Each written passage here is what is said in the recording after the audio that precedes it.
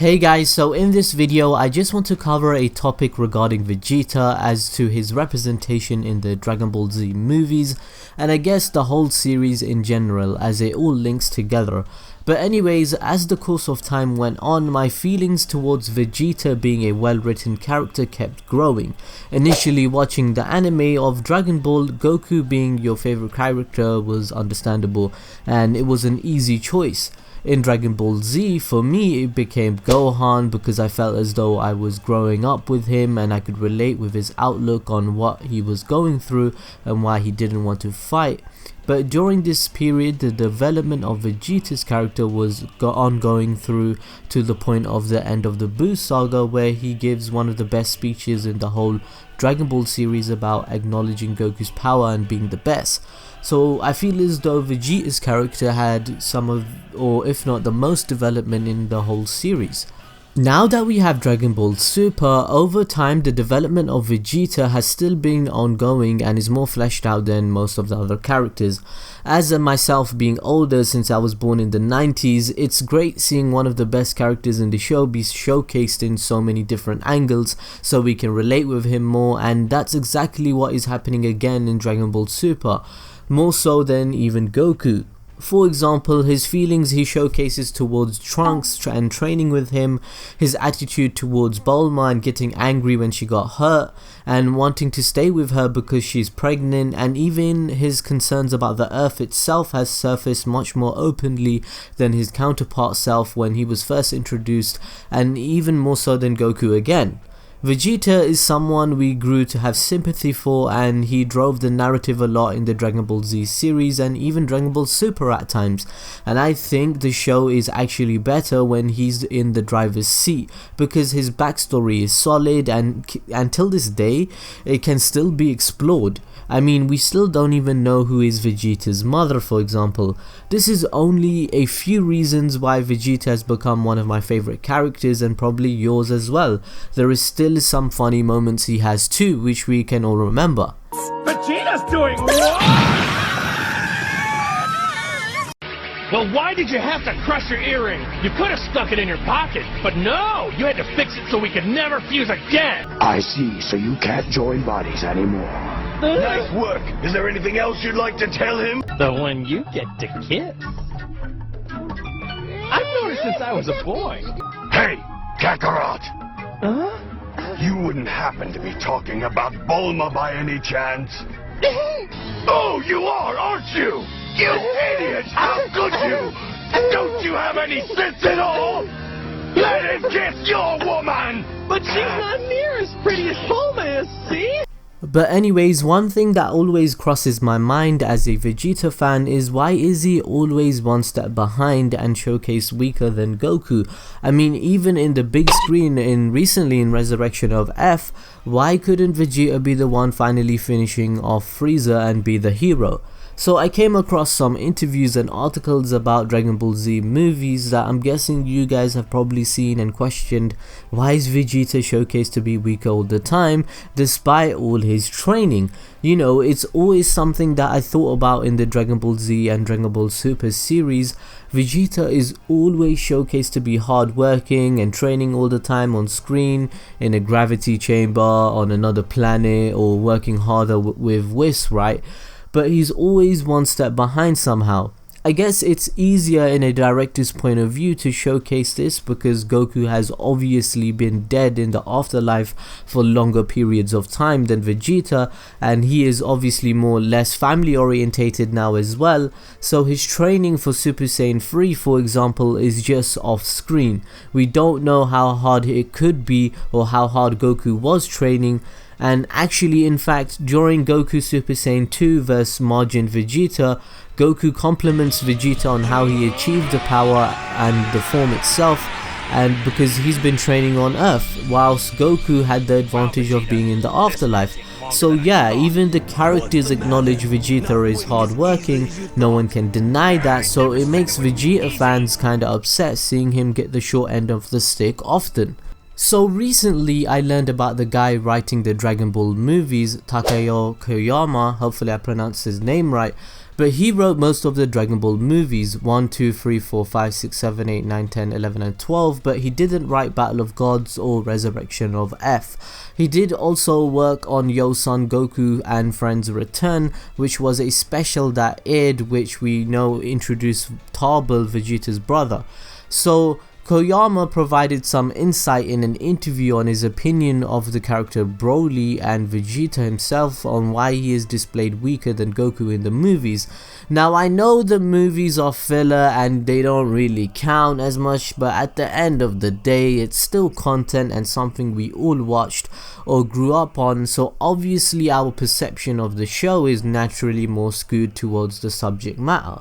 So at the end of the day, it still provides some insight on the writing process and probably the minds behind Dragon Ball Super on what they are thinking during the writing process of writing this series. So in these interviews that discuss with Koyama about Broly movies and just Dragon Ball Z in general, he was asked about why did he bring back Broly 3 times, right? And he states that nobody exists in the world who's stronger than Broly. Even Vegeta, the Prince of all Saiyans, was trembling in fear. He's taking shots at Vegeta, right?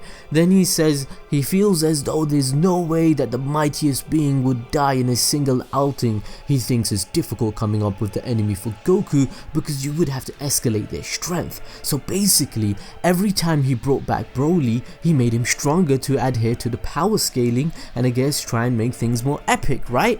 So I think most writers in his shoes probably would have done the same thing because he would have only 3 months to make the movies in between the arcs and air times. I'm guessing there's obviously pressure from bosses and, you know, CEOs and meetings that are going on in the background that were saying write it in a certain way, make Goku this and that and make this happen. So I do understand that regard. But during this interview, the dude that wrote Broly starts explaining how Goku, who is essentially our protagonist and hero, has to win against the enemy. So he has no choice but to defeat him when he has an enemy who is usually overconfident and creates an opening like this. So what he was trying to say in the Broly movies, he purposely made the character overconfident so that then Goku can beat him in the end. And he even shares his opinion that there is absolutely no way Goku is able to win against someone like Broly in an orthodox method.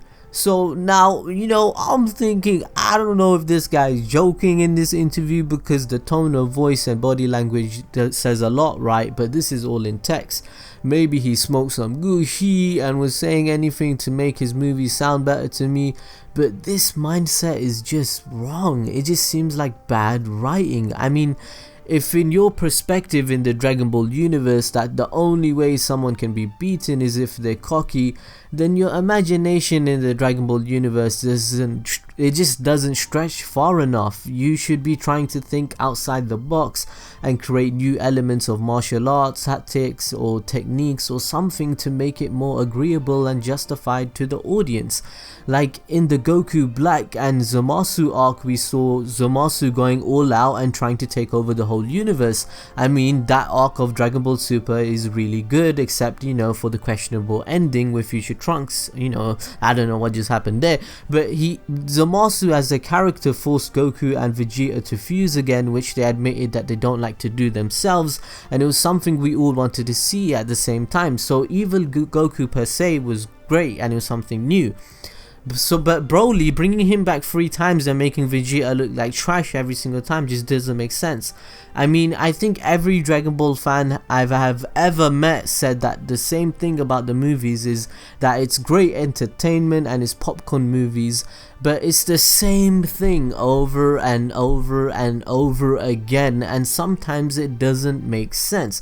Of course, Broly has a fan base and I like the character too, but bringing him back 3 times and especially the bio version of him was kinda overdoing it. Now, the dude behind the movies, Koyama, even admits that he purposely made Vegeta weak. He goes on to explain that in the last theatrical works of Dragon Ball, he purposefully made Vegeta's status as the prideful prince of all Saiyans pitiful Vegeta.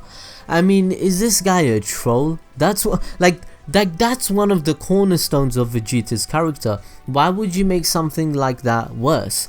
It doesn't make sense to me. He goes on to admit he might have done something bad to Vegeta fans, obviously, but expresses that his major premise of the tale was to make Goku win in the end and not Vegeta, so it can't be helped that Vegeta would be contrasted with Goku. So in my eyes, this is a fair statement, guys. Vegeta and Goku comparisons will always occur until the end of the Dragon Ball franchise and beyond. There are a couple who favor Vegeta more or Goku more. It's based on your subjective opinion, but there is also a means of respecting the characters and the story built. Even in other shonen anime such as Naruto or Hunter x Hunter, you will see Naruto and Sasuke comparisons or Gon and Killua comparisons in terms of their strength, character and everything else, but in those anime the character differences seem authentic, so the excuse can't be, it can be dismissed. Realistically, if there is more integrity and thought process behind the directing as well as writing, you don't always have to make Vegeta look weaker than Goku. Although Dragon Ball might have a problem that they are both saiyans and have the same techniques, so it's harder to showcase their differences unlike other anime, but Dragon Ball Super has showcased some sparks of Vegeta being amazing, such as against Goku Black when he raged out against Beerus as well. When Bulma got slapped, he performed really well. And Goku and Vegeta also have different backstories, so this is a way that they need to do, this is the direction they need to go for Vegeta's character to show the difference between him and Goku. He is probably the most developed person in the show. Like Vegeta is like, he has layers like a lasagna, whereas Goku is just simple. So the writer of the movies, he even goes on to admit what I assume, and he says writing enemies for Goku is difficult because they have to be stronger each time, and he was unable to think about an enemy stronger than Broly, so that's why he made him appear 3 times in the movies. Now to me, guys, again, this just seems like the wrong mentality when you're writing a script for an anime. I mean, Koyama's admitting that in these movies he even watched Battle of Gods, right? And he goes, Broly is the strongest and more scarier than those enemies. Like, it just seems there's clear bias in this thought process, so it's obvious because he doesn't seem to get the point of Beerus and Whis and why they are good for the franchise. Like, Beerus and Whis are neither good or bad, they are gods, right? So it opened a lot of writing material for the Dragon Ball franchise, and this is what Dragon Ball was suffering from. And this is why Beerus is good for it, because this is the direction they needed to take. It opened all the avenues, they can write more things now, and it's more content for us fans. So I guess in this video, what I was trying to point out in the movies of Dragon Ball is that they purposely made Vegeta weaker every time. It seems as though they didn't know how to write it any better. They just said, you know what, we have to show Vegeta being weaker than Goku because Goku always has to win.